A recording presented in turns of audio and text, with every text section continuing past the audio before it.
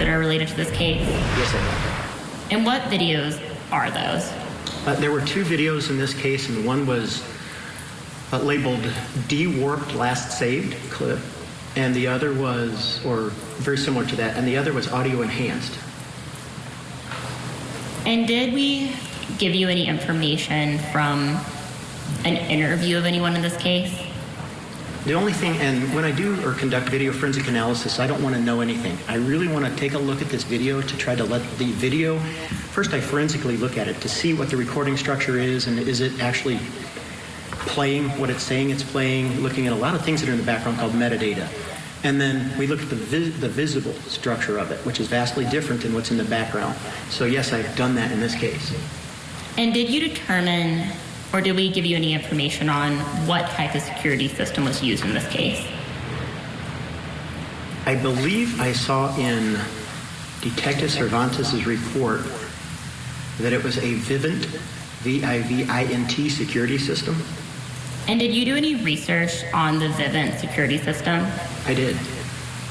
From your research, were you able to determine what happens when a Vivint video is downloaded as an MP4? Yeah, so a Vivint video is stored in a proprietary format, and that's native to their players exclusively.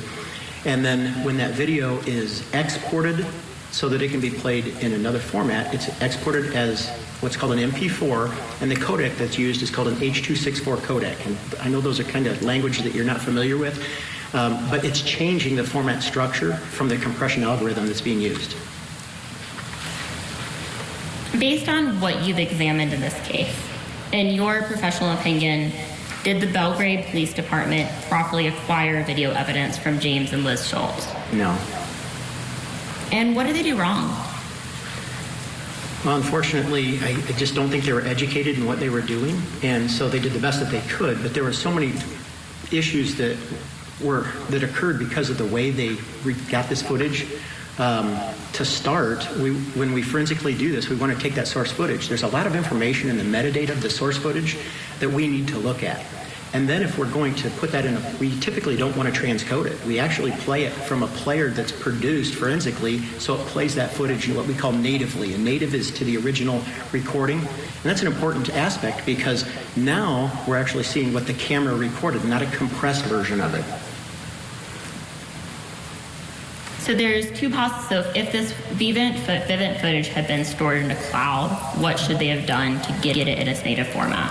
Yeah, they would have sent the preservation letter, and then typically we educate them to go to a judge and obtain a search warrant, because then we have a better mechanism legally. And then we demand that footage, and then their IT departments get that original native footage, and then we utilize that native footage because it has all the data from the original recording, and it's not a compressed issue or a compression issue. That's just the beginning of the start. And if it had been stored in a DVR, what should law enforcement have done in that case? You mean like in this case, there was the DVR? Yes. At best, just take the DVR. I say take. They provide them a receipt for property. It's not taking, but we enter it into evidence, and so, but remove it from the scene. Are you aware of how the footage was obtained in this case? Yeah, I read Detective Cervantes' report, and I think there was what I call a USB drive or a thumb drive that Mr. Schultz had downloaded the footage, and then he had put it somehow, and I don't know exactly how, on a USB drive, and either physically handed the USB drive or it was emailed or sent electronically in some fashion. I'm not sure exactly which of the two it was, but there's significant issues with that. And was the format of the video that the officer examined an MP4? Restate your question. And based on what you've reviewed in this case, is it true that the officer examined an MP4 instead of looking at the native format? Yeah, in reading his report, the reference that he made to the video was an MP4 format. So why do those mistakes matter? What information could have been lost? Well, one, we don't have the source. We can't look at the source to determine really what the video was. And then the metadata is very important. And just a simple thing is the metadata that's stored on a recording, such as the individual's recording in the room today, it's storing data. It's telling us a time code, there's a running time code of the event, the date that it occurred. There's just a lot of data that's in the background. And in this case, that MP4, when we look at the metadata, it doesn't even contain the date or the time of the event. That's an issue because we need to determine, was this the time and the date accurately? What other issues does this video have? So one, I can't authenticate the video. And one of the things in video forensics is we have to be able to authenticate this footage. If it's duplicated, if the video is properly duplicated, we authenticate that. It means it's an exact match of the original source. Now we can forensically analyze that footage. This case, because there was no information on that native source, the original source, there's no authentication method. We can't authenticate this as being original. Are there also details that could be missing from this footage? Yes, for compression issues and a whole host of other issues, not just time and date, but compression algorithms that were applied and missing information from what you're viewing on the screen. Do you have an analogy that could help the jury understand how this compression process works and what details might be missing? Yeah, I created one that hopefully can visually assist in that. And Mr. Albin, can you walk us through that analogy? I can. So I'm going to go into the forensic program, and basically I've created a video of a silhouette, and it helps you understand contrast, high contrast and low contrast, and it helps you understand a couple of other issues. This video is technically recorded at 23.9995 frames per second. So we round that up and call it 24 frames. So when you watch a video, there's a number of frames, still images, that are contained in 1 second, every 1 second. So what happens is, in the compression algorithm, it takes what we talked about with the macro blocks, and it looks to see, is there any change above the threshold? And if there is, it's going to change those pixels.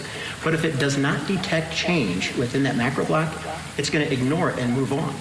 So if that level of detection was lower than what the algorithm wanted, something can occur, and it's not actually visibly seen in the image. So here's an example of that.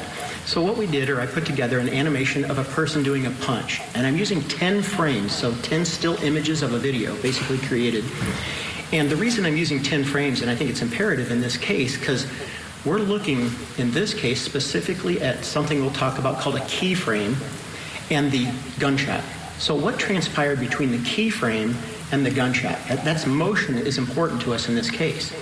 So when we look at this video, on the left-hand side, you're going to see a silhouette of a person punching. That all occurs in 10 frames of video. And then you're going to see a second one, and I'll go explain it a little bit more, of a low contrast situation. We're going to talk about why low contrast is important. It happens extremely fast. So watch it, and then I'll explain it a little bit here. And Your Honor, I forgot to ask if I can publish defense demonstrative B to the jury. You may. Or defense demonstrative B. I'm really bad with numbers and letters. No, it's fine. You may publish them. Thank you, Your Honor. So what we're going to look at here is that frame by frame. I'm going to play at normal speed so you can see how fast things happen.